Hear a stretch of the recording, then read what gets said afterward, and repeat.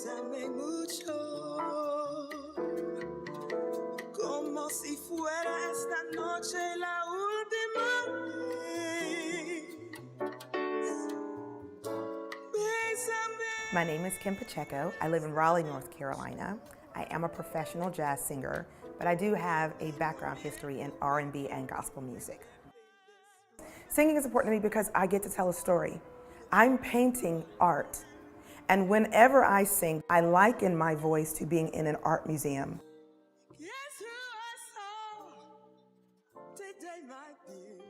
I grew up at my grandmother's house singing. My oldest brother would teach me soprano, my brother had to learn alto, and then he kept the tenor note. If we did not learn our parts, by the time he came back the next week to teach us a new song that he learned in middle school, he would beat us up. My grandmother got tired of hearing us fussing on her front porch, and she put us in the church choir. So for years, I just sang gospel music. Well, when I flipped my ear to start singing jazz music, I started listening to people like Sarah Vaughan and Ella Fitzgerald and Betty Carter, and their timbre was so different and they had such different ranges. You'll hear a voice so clear, and bells not to ring.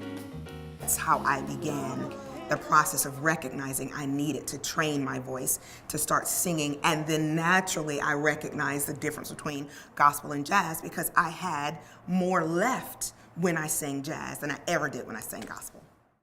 The first vocal workshop that I did with Duke Voice Care was last year. I didn't know that it was for the otolaryngology department. When I got there, it was a little difficult to hear how the muscle groups were the ones that were being activated because I had never really processed where my voice came from.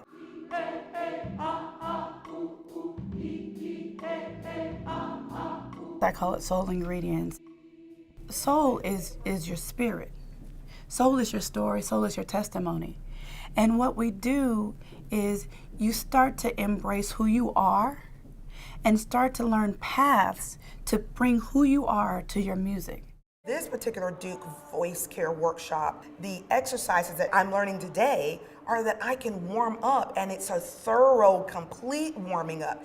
It seems to be more applicable to what I would need to be doing because it's really based more on a more commercialized sound versus a choral sound. So I'm excited because it just seems to be so practical, and she makes it very, very easy to learn, very fun to listen to. It feels like this is stuff we've been doing all along, and she's just pulling all these ingredients out of a shelf, if you will, and showing you how you've always had this stuff all along, and now this is how you use it. But for gospel people, it's just the people. This is what Soul Ingredients is about. Train your instrument. When I open my mouth and say, ah, this is what my instrument sounds like. I'm excited for this particular project with the Duke Voice Care because they do teach you the longevity. There is nothing more important to me than the preservation of the voice.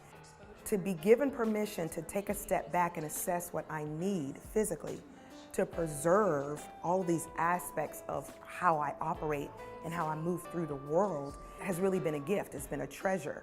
To be healthy means to allow contraction, but not allow constriction. Now I recognize my voice is as a muscle group. And the same way I would take care of any other muscle group, the same way I would do yoga if I wanted to stretch, the same way I would lift weights if I wanted to be a lifter.